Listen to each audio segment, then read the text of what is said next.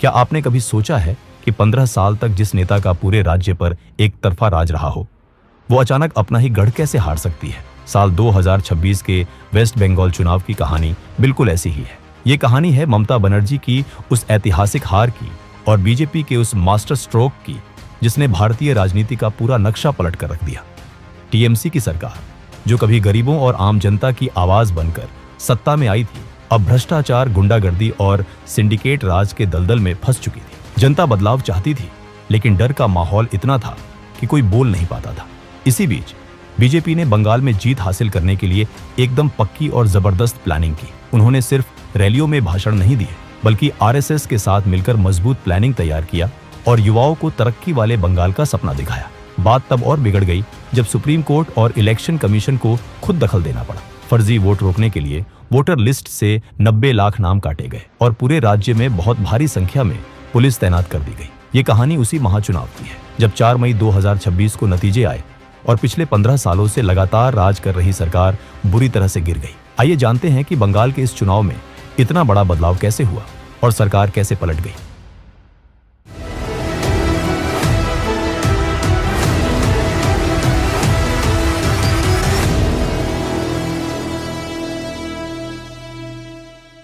उन्नीस सौ 70 का दशक।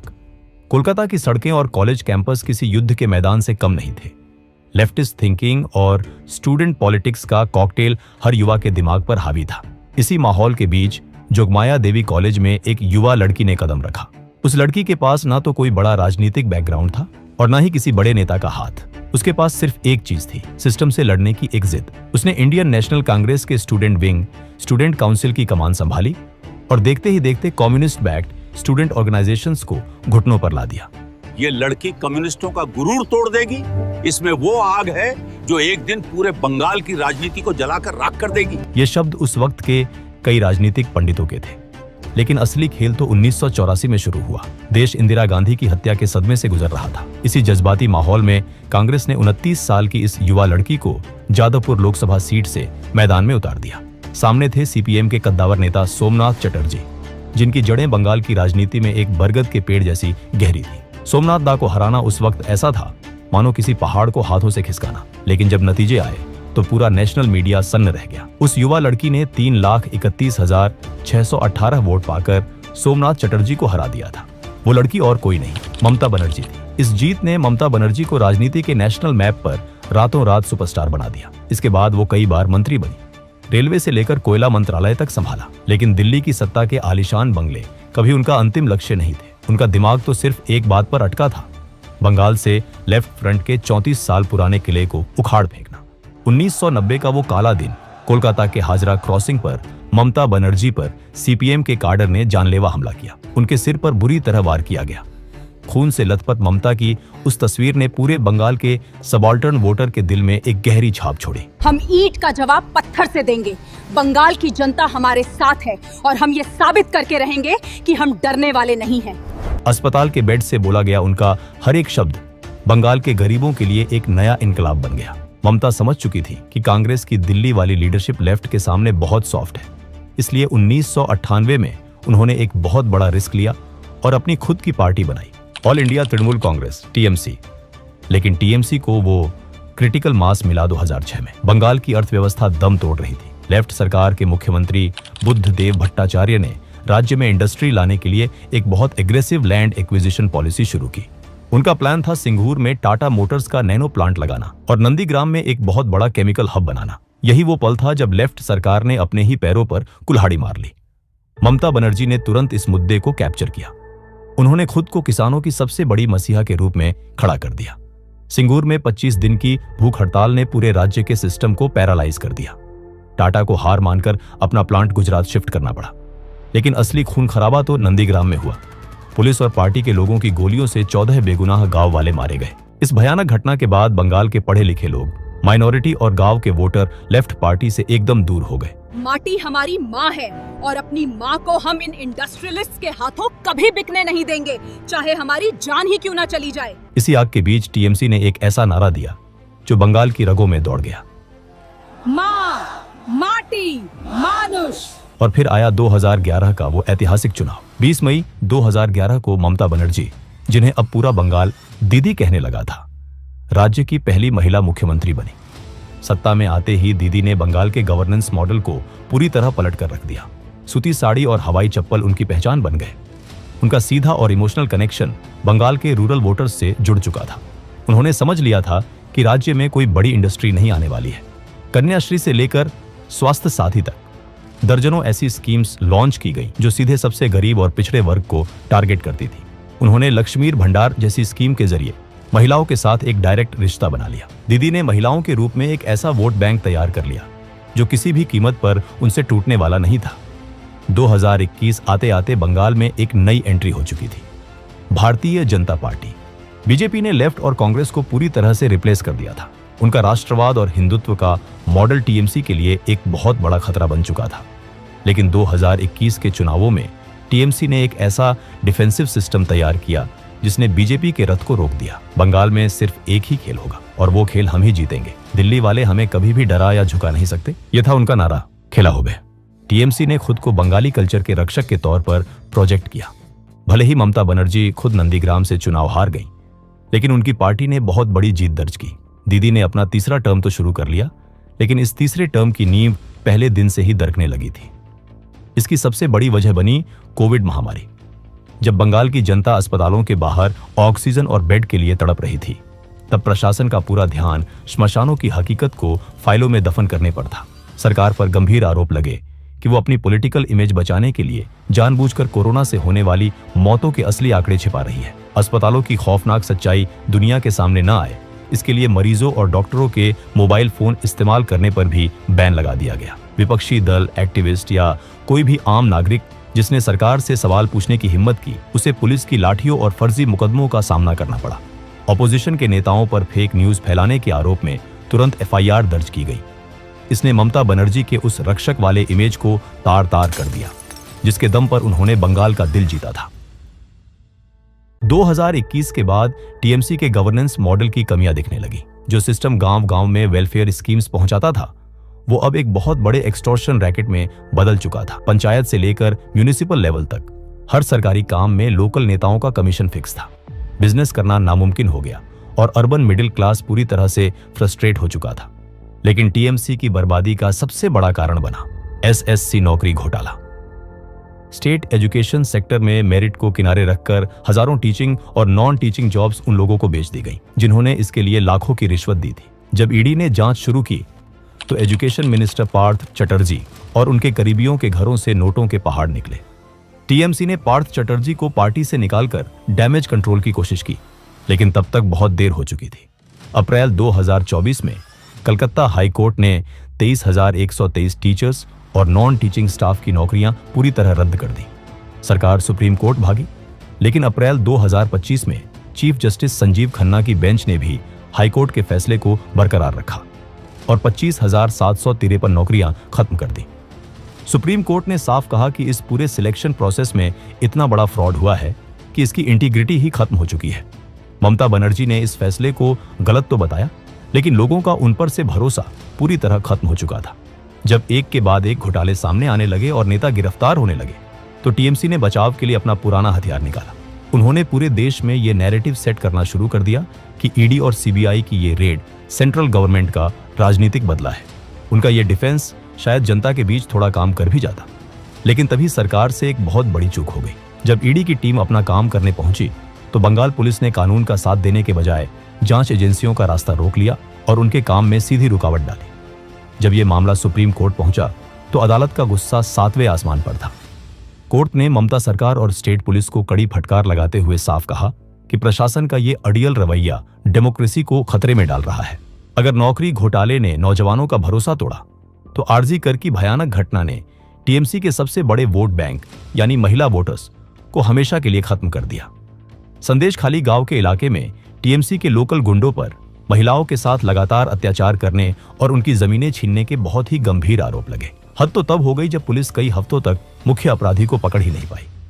इस घटना से ये एकदम साफ हो गया कि दीदी के राज में महिलाओं को सुरक्षा मिलने की बात सिर्फ एक धोखा है। लेकिन पूरे बंगाल की रूह तब कांप गई जब कोलकाता के सरकारी आरजी कर मेडिकल कॉलेज में ड्यूटी पर मौजूद एक महिला ट्रेनी डॉक्टर का रेप और मर्डर हुआ। इस घटना ने पूरे देश को झकझोर कर रख दिया। शुरू में सरकार ने इस पूरे मामले को बहुत हल्के में लिया और अस्पताल के ताकतवर लोगों को बचाने की कोशिश की। इससे जनता का गुस्सा फूट पड़ा और सड़कों पर एक बहुत बड़ा आंदोलन खड़ा हो गया। इसी गुस्से को भुनाने के लिए बीजेपी ने एक बहुत ही इमोशनल मास्टर स्ट्रोक खेला। उन्होंने पानीहाटी सीट से आरजी कर की पीड़िता की मां को अपना उम्मीदवार बना दिया। जैसे जैसे 2026 के चुनाव नजदीक आए, election commission of India (ECI) ने एक ऐसा कदम उठाया जिसने पूरे बंगाल में पैनिक बटन दबा दिया। इस कदम का नाम था स्पेशल इंटेंसिव रिवीजन (SIR). संविधान के आर्टिकल 324 के तहत ECI ने वोटर लिस्ट सही करने के लिए घर घर जाकर चेकिंग शुरू कर दी। मकसद था मरे हुए, शिफ्ट हो चुके और गैर नागरिक वोटर्स को लिस्ट से हटाना। लेकिन इसका रिजल्ट बहुत ही शॉकिंग था। बंगाल से करीब 90 लाख वोटर्स के नाम काट दिए गए। राज्य के कुल वोटर्स की संख्या 7.66 करोड़ से घटकर 6.77 करोड़ रह गया। ये 12% की गिरावट थी। TMC ने इसे सर्जिकल स्ट्राइक बताया और आरोप लगाया कि ये एक सोची समझी साजिश है ताकि माइनॉरिटी वोटर्स को बाहर किया जा सके। वहीं बीजेपी ने इसे नेशनल सिक्योरिटी का मुद्दा बनाते हुए घुसपैठियों की सफाई बताया। ये माहौल बिल्कुल आसाम के NRC जैसा हो गया था। हालात इतने बिगड़ गए कि सुप्रीम कोर्ट को खुद दखल देना पड़ा। राज्य सरकार और ECI के बीच बिल्कुल भी भरोसा नहीं बचा था। इसे देखते हुए कोर्ट ने 150 जिला जजों और 7 रिटायर्ड हाईकोर्ट जजों को सीधा वोटर लिस्ट बनाने और चेक करने का काम सौंप दिया। वोटर लिस्ट से 90 लाख नाम कट जाने की वजह से TMC के वोट बैंक को बहुत भारी नुकसान पहुंचा। मुर्शिदाबाद और मालदा जैसे इलाकों में डिलीट हुए वोट्स की संख्या TMC की पुरानी जीत के मार्जिन से भी ज्यादा थी। और इसी वक्त TMC को दूसरा बड़ा झटका लगा आम जनता उन्नयन पार्टी AJUP के रूप में। TMC से निकाले गए नेता हुमायूं कबीर ने इस पार्टी को बनाया। हम किसी के गुलाम नहीं हैं। इस बार हम तय करेंगे कि बंगाल की कुर्सी पर कौन बैठेगा और हम अपना हक छीन कर लेंगे। कबीर की इस नई पार्टी ने मुर्शिदाबाद और मालदा में मुस्लिम वोटों का एक बहुत बड़ा हिस्सा काट लिया। जो 90 से 95% वोट 2021 में एक तरफा TMC को मिला था, वो अब बढ़ चुका था। रेजीनगर और नौदा जैसी सीटों पर AJUP ने जीत दर्ज की और इस वोट बंटवारे ने बीजेपी के लिए नॉर्थ दिनाजपुर और मालदा में जीत का रेड कारपेट बिछा दिया। वही दोस्तों, अगर आप भी मेरे जैसे 2D एनिमेशन वीडियो बनाना सीखना चाहते हो, वो भी AI की मदद से, तो मैंने आपके लिए एक कंप्लीट कोर्स बनाया है जिसमें मैंने स्टेप बाय स्टेप सिखाया है कैसे कोई वीडियो वायरल होता है, कैसे सही टॉपिक चुना जाता है, कैसे मेरे जैसे एंगेजिंग स्क्रिप्ट्स लिखी जाती हैं, कैसे AI की मदद से 2D एनिमेशन विजुअल्स बनाए जाते हैं, कैसे AI से वॉइस ओवर जनरेट करते हैं और कैसे एक क्लिक में वायरल थंबनेल्स तैयार किए जाते हैं। अभी इस कोर्स पर 50% का लिमिटेड ऑफर चल रहा है। ये ऑफर सिर्फ पहले 100 यूजर्स के लिए, तो देर मत कीजिए। डिस्क्रिप्शन में दिए गए लिंक पर क्लिक करें और आज ही ज्वाइन करें। 2026 के इस ऐतिहासिक चुनाव में बीजेपी सिर्फ TMC की गलतियों के सहारे नहीं बैठी थी। वो जानती थी कि बंगाल का किला फतेह करना है तो हवाई बातों से काम नहीं चलेगा। इसीलिए RSS की मदद से उन्होंने जमीनी स्तर पर एक बहुत ही सटीक और डीप प्लानिंग की। सबसे पहले उन्होंने पूरे राज्य के 44,000 पोलिंग बूथों का सर्वे किया और उन्हें 3 हिस्सों में बांट दिया। कहां पार्टी मजबूत है, कहां कमजोर है और कहां थोड़ी ज्यादा मेहनत से काम बन सकता है। लेकिन इस पूरी प्लानिंग का सबसे बड़ा मास्टर स्ट्रोक और गेम चेंजर था पन्ना प्रमुख सिस्टम। इसे एकदम आसान भाषा में समझें तो वोटर लिस्ट के हर एक पन्ने पर करीब 30 से 60 वोटर्स के नाम होते हैं। बीजेपी ने वोटर लिस्ट के हर एक पन्ने की जिम्मेदारी अपने एक भरोसेमंद वर्कर को सौंप दी। इस एक फैसले ने पूरा गेम पलट दिया। पहले TMC के लोकल क्लब और गुंडे गांव मोहल्लों में दादागिरी करते थे और लोगों को डरा धमकाकर वोट लेते थे। लेकिन पन्ना प्रमुख सिस्टम की वजह से हर 15 से 20 घरों के बीच बीजेपी का अपना एक आदमी खड़ा हो गया। वो लगातार उन परिवारों के टच में था और उनकी सुरक्षा का भरोसा दे रहा था। इससे जनता का डर खत्म हो गया और TMC का जमीनी नेटवर्क बुरी तरह से टूट गया। वही प्रधानमंत्री मोदी, अमित शाह और योगी आदित्यनाथ की तिकड़ी ने पूरे राज्य में रैलियों का तूफान ला दिया। इसके साथ ही बीजेपी ने अपना मैनिफेस्टो भरोसार शोपोथ लॉन्च किया। TMC की लक्ष्मीर भंडार योजना को टक्कर देने के लिए बीजेपी ने महिलाओं को और ज्यादा पैसे देने का वादा किया। इसके साथ ही सरकारी कर्मचारियों की सैलरी बढ़ाने के लिए 7th पे कमीशन लागू करने का भी पक्का वादा किया। प्रधानमंत्री मोदी और अमित शाह ने बंगाल के लोगों के सामने एक एस्पिरेशनल बंगाल यानी विकास करने वाले और तेजी से आगे बढ़ते हुए बंगाल का विजन रखा। उन्होंने जनता से सीधा वादा किया कि अगर वो सत्ता में आए तो बंद पड़ी फैक्ट्रियों को फिर से चालू करेंगे, नई इंडस्ट्रीज लाएंगे और इतने रोजगार पैदा करेंगे कि बंगाल के नौजवानों को नौकरी की तलाश में दूसरे राज्यों में दर दर नहीं भटकना पड़ेगा। इसके साथ साथ बीजेपी ने अपने पुराने और सबसे मजबूत हथियार यानी अपनी हिंदुत्व की विचारधारा को भी बिल्कुल नहीं छोड़ा। अपने कोर वोटर्स को जोड़े रखने के लिए उन्होंने डंके की चोट पर ऐलान किया कि वो राज्य में यूसीसी और सीएए हर हाल में लागू करेंगे। सीएए के वादे ने खासकर मथुआ समुदाय जैसे शरणार्थियों को पूरा भरोसा दिलाया कि उन्हें पक्की नागरिकता मिलेगी। लेकिन उनका सबसे बड़ा हथियार था दुर्गा स्क्वाड, महिलाओं की सुरक्षा के लिए एक स्पेशल फोर्स बनाने का वादा। 23 और 29 अप्रैल 2026 इलेक्शन कमीशन ने बंगाल को एक किले में तब्दील कर दिया था। 2.4 लाख सीआरपीएफ के जवान चप्पे चप्पे पर तैनात थे। इतनी भारी और कड़ी पुलिस फोर्स देखकर टीएमसी के वो सभी लोकल गुंडे अपने घरों में दुबक कर बैठ गए जो पहले लोगों को डरा धमकाकर वोट लूट लिया करते थे। जब आम जनता ने देखा कि चारों तरफ पुलिस है और अब डरने की कोई बात नहीं है, तो वो बिना किसी खौफ के अपना वोट डालने घरों से बाहर आ गई। इसी निडर माहौल का नतीजा ये हुआ कि राज्य में 92.47% वोटिंग हुई। भारत के आजाद होने के बाद से आज तक बंगाल में कभी इतने ज्यादा लोगों ने एक साथ वोट नहीं डाला था। 4 मई 2026 को जब वोटों की गिनती शुरू हुई तो नतीजे देखकर पूरे देश में हड़कंप मच गया। 2021 के चुनाव में सिर्फ 77 सीटें जीतने वाली बीजेपी ने इस बार सारे रिकॉर्ड तोड़ दिए।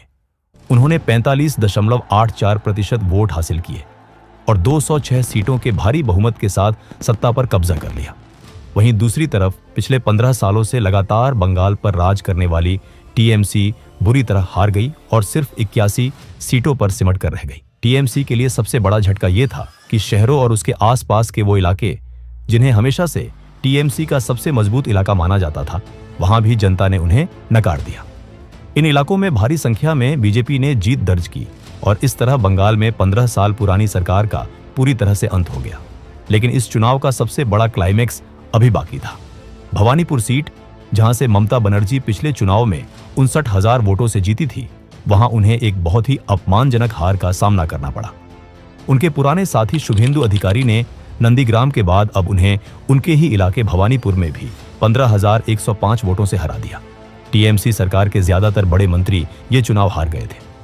ममता बनर्जी ने अपनी हार के बाद आरोप लगाया कि ईवीएम को हैक किया गया है और इलेक्शन कमीशन ने उनके खिलाफ साजिश रची है। उन्होंने तुरंत मुख्यमंत्री पद से इस्तीफा देने से साफ इनकार कर दिया। लेकिन सच्चाई सबको साफ दिख रही थी कि वो बुरी तरह हार चुकी है। 2026 के इन चुनावों में केरल में कांग्रेस ने लेफ्ट पार्टियों का सुपड़ा साफ कर दिया था और तमिलनाडु में एक्टर विजय की पार्टी ने वहां की पुरानी राजनीति की जड़ें हिला दी थी। लेकिन इन सब के बावजूद बंगाल में बीजेपी की ये भारी जीत 2026 की सबसे बड़ी और ऐतिहासिक राजनीतिक कामयाबी थी। 2026 के इन चुनाव नतीजों में सिर्फ सरकार नहीं बदली थी, बल्कि ये उस सरकार का अंत था जो आम और गरीब लोगों की आवाज बनकर आई थी। बाद में गुंडागर्दी और भ्रष्टाचार के दलदल में फंस गई। जिन युवाओं और महिलाओं के भरोसे टीएमसी गद्दी पर बैठी थी, उन्हीं लोगों ने उसे सत्ता से बाहर कर दिया। दूसरी तरफ बीजेपी की पन्ना प्रमुख वाली शानदार प्लानिंग और महिलाओं के लिए बनाए गए दुर्गा स्क्वाड ने ऐसा जाल बिछाया जिसे ममता बनर्जी कभी काट नहीं सकी। आज बंगाल की राजनीति पूरी तरह बदल गई है और ये भारत के इतिहास का एक ऐसा पन्ना बन गया है जिसे सदियों तक याद रखा जाएगा। दोस्तों, अगर वीडियो पसंद आया तो इसे एक लाइक जरूर करें, शेयर करें और चैनल को सब्सक्राइब करें ताकि हम ऐसी वीडियोस आप तक लाते रहें। तब तक के लिए जय हिंद, जय भारत।